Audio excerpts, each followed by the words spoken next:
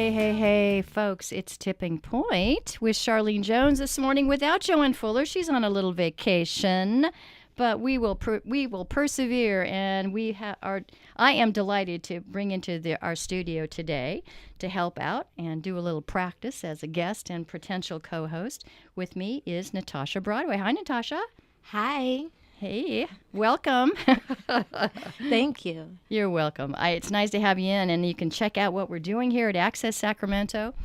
We are Tipping Point. You hear our program through the voice of Sacramento, via Access Sacramento, our community TV and radio station and training center. You can hear Tipping Point through cable FM radio, 88.7 cable FM, or perhaps more easily if you stream the website www.accesssacramento.org.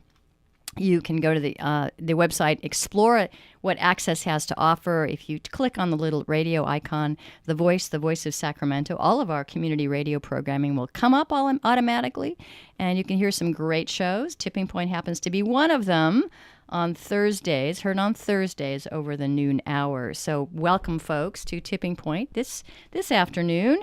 I also want to mention that a couple of things. We've got also a Facebook page by the same name, Tipping Point, and we use it to post or link to some of the resources, some of the articles from which we excerpt what we talk about, what we direct people to, in order that you can explore them on your own, study, and draw your own conclusions. We like to describe Tipping Point as a short little public affairs show where we feature some great guests who are doing some great things in our community and are alerting you to how you can be involved. Right, Natasha? Yes. What about it? What about involvement, Natasha? I know you're very involved in some things. You're going to talk about that a little bit later, related to some of the organizations that you're now very much a part of. But I think we wanted to begin the afternoon with talking a little bit in the aftermath of Mother's Day. It's a big weekend. It was a beautiful weekend. Saw a lot of people out and about. It was a lovely day, and what Joanne and I have done in the past is we've make sure that people are reminded as to how Mother's Day and the celebration or commemoration of mothers and how it began, certainly in our country, in the western side of the world, in the 19th century, pretty much. And we're going to just give you a little history lesson on that, right, Natasha? I was going to talk a little bit about a short piece that was written by Ruth Rosen, a history professor, I believe at UC Davis. I don't know if she's still there or not, but I know this was written by her some time ago, and she summarizes what Mother's Day and where it came from. So I'm going to talk a little bit about that. And then subsequent to that, Natasha, I think, right, Natasha? You're going to read, what are you going to read? Yep, there we go. Here's the title. There we go. Mother's Day Proclamation. By Julia Ward Howe. And people, I think, will be a little surprised. I know, Natasha, tell me about when I mentioned to you that Mother's Day had an interesting activism history. What was your reaction? I didn't know. It is very, very commercialized. So I just thought about the love of a mother and really showing your mother appreciation. Absolutely. As we do, which is a beautiful thing. But we still need to know the history. Yeah, and I think, and it doesn't preclude anything, as Ruth Rosen says in her piece, it doesn't preclude sharing, expressing, and supporting our mothers all over the world, actually, that have done so much for us, for their children, their families, and their community. But the history is really interesting because it also celebrates activism on the part of women in particular. So I'm going to read it's a piece called Mother's Day for Peace by Ruth Rosen. And she talks about that Mother's Day wasn't always such a commercial endeavor. I know. I mean, if you turn on your television or your commercial radio stations, we're kind of inundated with, finding the best gift, the best diamond, the best flowers, the best whatever, the best dinner, the best reservation at the best restaurant to treat your mother. But she says that it wasn't always like that. There wasn't always so much commercial involvement in celebrating mothers. Mother's Day, the women who conceived Mother's Day would be bewildered by the ads that hound us to find that perfect gift. They would have expected women to be marching in the streets, not eating necessarily with their families in the restaurants or opening up big gifts. That's because Mother's Day began as a holiday that commemorated women's public activism, not as a celebration necessarily of mother's devotion, albeit that's important, but it was a celebration of mother's activism. The story begins in 1858 when a community activist named Anna Reeves Jarvis organized Mother's Works Days in West Virginia. Her immediate goal was to improve sanitation in Appalachian communities. During the Civil War, Jarvis pried women from their families to care for the wounded on both sides. Afterwards, she convened meetings to persuade men to lay aside their hostilities. In 1872, Julia Ward Howe, and that's the more famous person that's linked with Mother's Day, she happened to be also the author of the Battle Hymn of the Republic, proposed an annual Mother's Day for peace. Committed to abolishing war, Howe wrote, "Our husbands shall not come to us reeking with carnage. Our sons shall not be taken from us to unlearn all that we have been able to teach them of charity, mercy, and patience. We women of one country will be too tender of those of another country to allow our sons to be trained to injure theirs." For the next 30 years, Americans celebrated Mother's Day for peace on June 2nd, which I was really surprised at too. Every time I read this, it moves me a lot. I might get choked up. And then Natasha, you can take over. Okay. Many middle-class women in the 19th century believed that they bore a special responsibility as actual or potential mothers to care for the casualties of society and to turn America into a more civilized nation. I'll be darned. Wow, what a thought! What an ambition! They played a leading role in the abolitionist movement to end slavery. In the following decades, they launched successful campaigns against lynching and consumer fraud, and battled for improved working conditions for women and protection for children, public health services, and social welfare assistance for the poor. To the activists, the connection between motherhood and the fight for social and economic justice seemed self-evident. In 1913, Congress declared the second Sunday in May to be Mother's Day. By then, the growing consumer culture had successfully redefined women as consumers for their families. Politicians and businessmen eagerly embraced the idea of celebrating the private sacrifices made by individual mothers. As the Florist Review, the industry's trade journal, put it, this was a holiday that could be exploited. Oh dear, really? Wow. Yeah, the new advertising industry quickly taught Americans how to honor their mothers by buying flowers.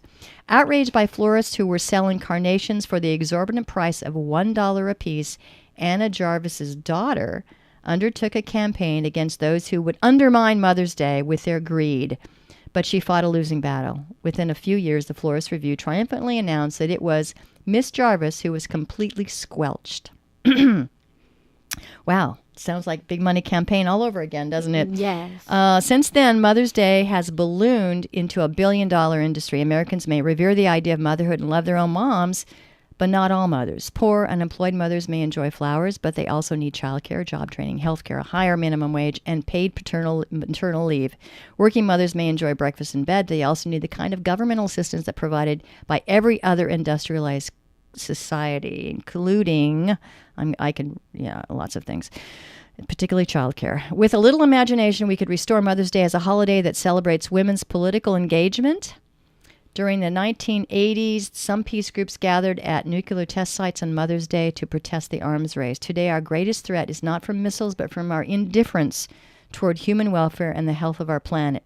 Imagine, if you can, an annual Million Mother March in the nation's capital. Imagine a Mother's Day filled with voices demanding social and economic justice and a sustainable future rather than speeches studded with syrupy platitudes.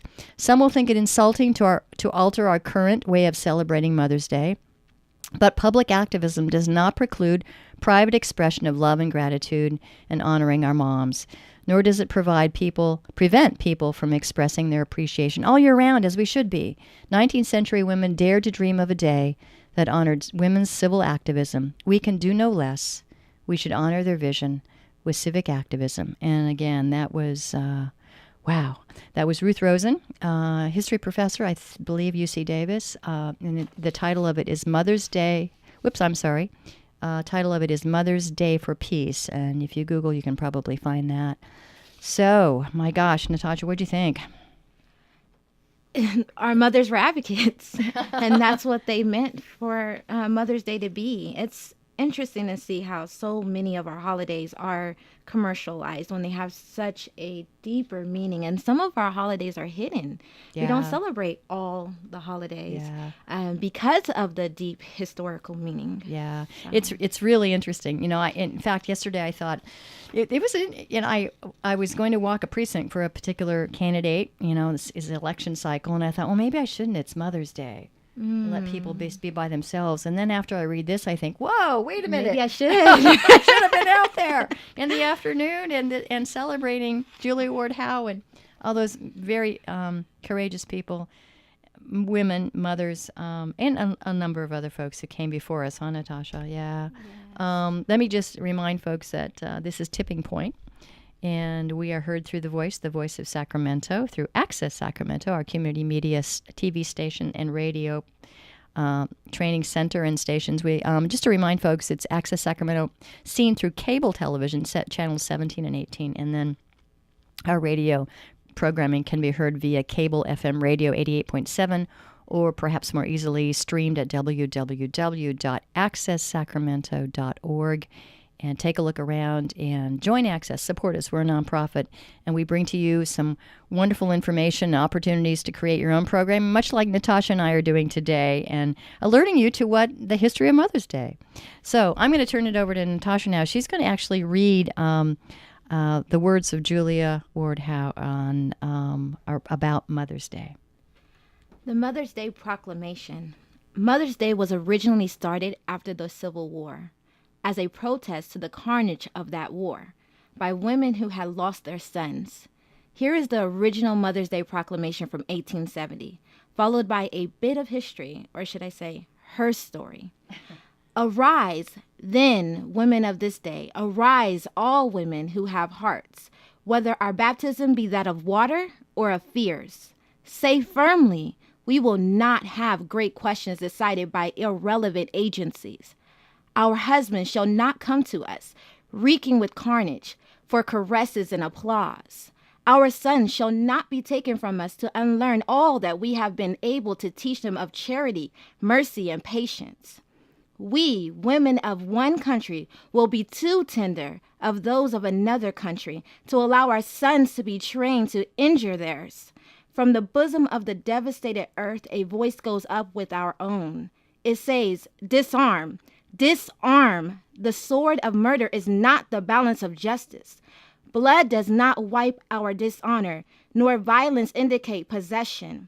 As men have often forsaken the plow and anvil of the summons of war, let women now leave all that may be left of home for a great and earnest day of council. Let them meet first, as women, to bewail and commemorate the dead. Let them then solemnly take counsel with each other as to the means whereby the great human family can live in peace, each bearing after their own time the sacred impress, not of Caesar, not of God, but of God, in the name of womanhood and of humanity. I earnestly ask that a general congress of women without limit of nationality may be appointed and held at some place deemed most convenient, and at the earliest period consistent with its objects, to promote the alliance of the different nationalities, the amicable settlement of international questions, the great and general interests of peace. Julia Ward Howe, Boston, 1870. Wow. Oh, my gosh. I also want you to do it again, Natasha. That was amazing. Whoa. It's tear-jerking. Yeah. Oh, absolutely. And we actually provided the history piece prior to Natasha reading Mother's Day Proclamation by Julia Ward Howe, 1870. We will post this on our Facebook page so people can take a look for themselves and see what you think. When I brought it into the studio earlier today, and Natasha and I were reviewing it in preparation for the show, we both had to get out our tissues because it was so moving that it was just starkly relevant to what so many people are trying to do today, which is make our communities and our world a better place through community activism, organizing, and laying down of arms, we hope. Anyway, so again, that was great. Oh, thank you, Natasha. That was a lovely read. That was great. You'll have to come back and do that again. All right. I want to give you some time too, Natasha. We wanted to move then. It's a nice segue, not so much a segue, but actually a nice shift then to one of the ways our community, Sacramento community in particular, makes available opportunities for folks to be more involved, more civically engaged, and more involved in their communities is through the Housing Alliance's Boards and Commissions Institute. Is that right? Yes. And Natasha's going to talk about that. Yeah, go for it. I love the way that Mother's Day message framed our conversation today, Absolutely, because it's absolutely. right on point. So I'm Natasha Broadway, and I am alumnus from Boards and Commissions Leadership Institute. The Boards and Commissions Leadership Institute provides a way for young people to get out there and help these agencies frame the conversation around some of the biggest topics, some of the topics we just talked about right now: childcare, human services, planning, and how are we going to build our community and make it better. The Boards and Commissions Leadership Institute trains. Oh, That's okay. sorry. No, that's all right. The Boards and Commissions Leadership Institute trains people to use their voice to advocate for these issues. And they bring in great speakers to help learn about equity, to help learn about planning commissions and what's going on currently, so that you're not just thrown in there on a board, but you do know how to get there on a board if that's what you choose to do. You know, what's so great about the Boards and Commissions training is I think that some folks want to be involved and they just don't necessarily know how, or maybe feel a little bit intimidated by what you may have to know first, or maybe watch a committee meeting or see something on television, or you feel so moved and passionate about something, you want to do something, but you're just not really sure how. I suspect that the Institute training provides that access. Absolutely, yes. It's an 80-hour program, 80-hour classes. However, I want to say that it doesn't stop there.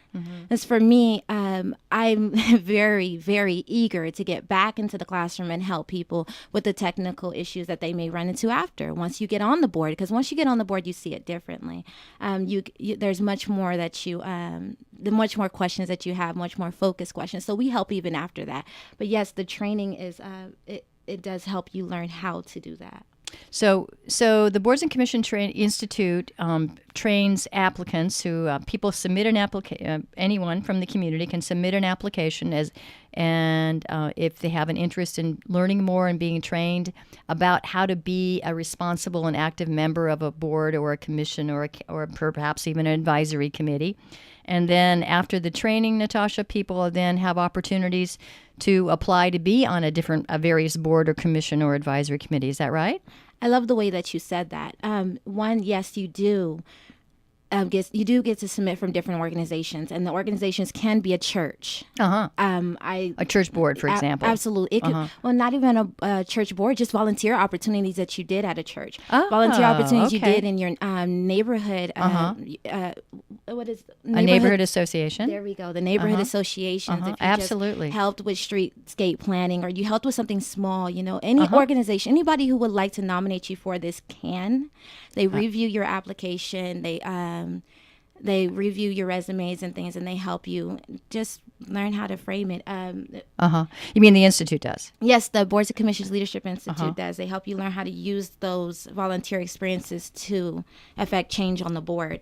And that would affect change on what board or commission or group that you would happen to choose and join and be accepted. The one that just you so choose. that's clear. Yeah, yeah. Yes, and you do have to choose. That part is yours to do.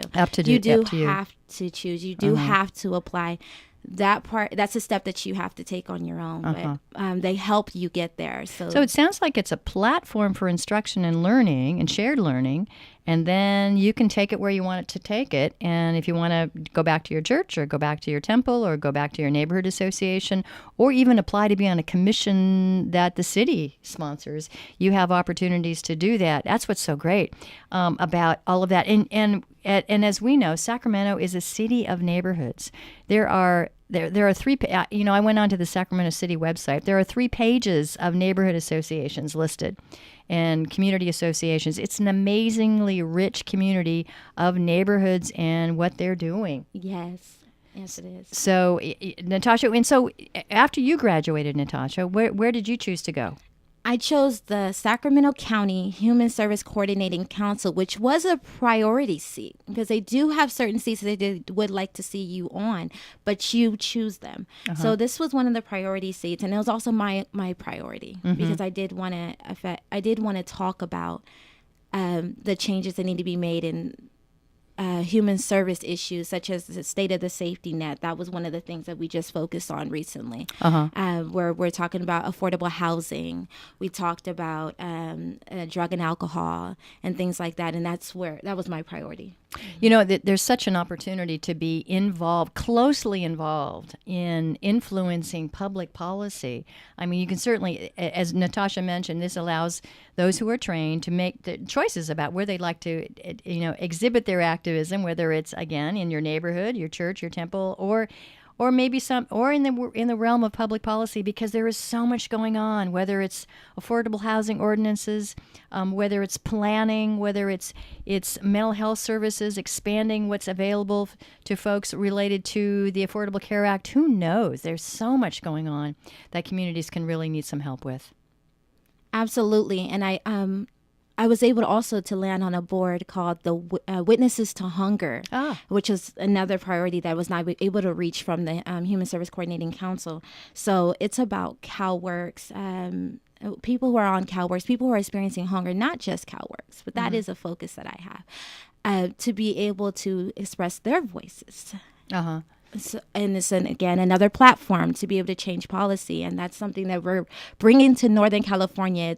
It's new and upcoming. We're just getting the groundwork going. And tell us again, what's the name of the organization? Witnesses to Hunger. Witnesses to Hunger. Is there a website that someone could explore to find out more? Yes, there is. Actually, what I like to do is go on YouTube.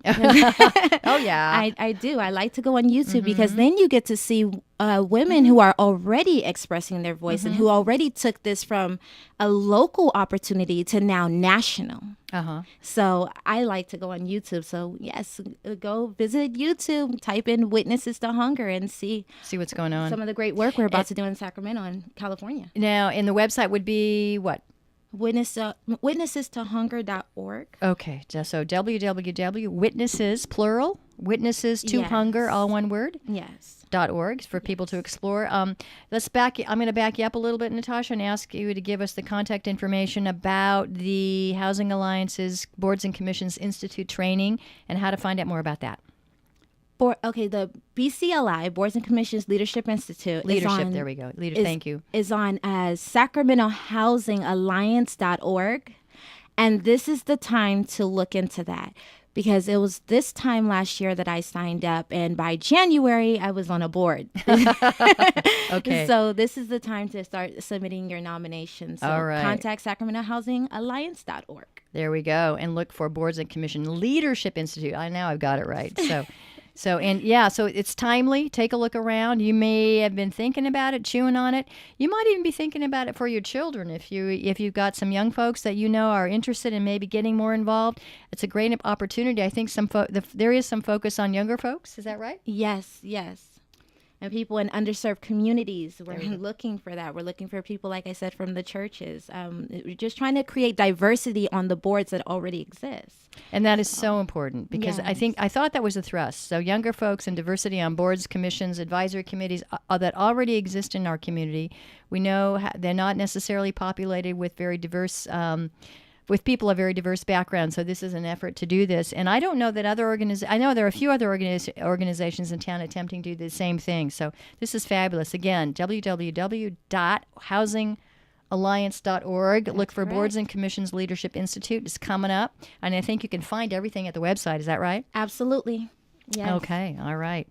Hey, well, you know what, Nishad? This has been fun. We moved from Julia Ward Howe and the Mother's Day Proclamation to how you can actually get involved and honor our mothers by being more civically active and working to make our communities, neighborhoods, and world a better place. So thanks, Natasha. It's been fun working with you today. We are Tipping Point can be heard on Thursdays over the noon hour, and cable FM radio 88.7 if you happen to have cable radio, or just stream the Access Sacramento website, www.accesssacramento.org. Click on the radio icon and the programming will come up and you can hear from us. Just a reminder that the opinions that you hear on Tipping Point are those of the hosts, Charlene Jones, Joanne Fuller, and our guest, like today, Natasha Broadway, and not that of Access Sacramento. So thanks, folks. I'm glad you're with us, and come back next week, take another listen, and you're going to find out even more that's exciting. Celebrate your moms. It's really very simple. I simply believe with all my heart. I'm beautiful. I'm beautiful. I'm beautiful, damn it. I'm beautiful. I'm beautiful. I'm beautiful, damn it. I'm beautiful. So beautiful. I'm beautiful, damn it. I'm beautiful. I'm beautiful.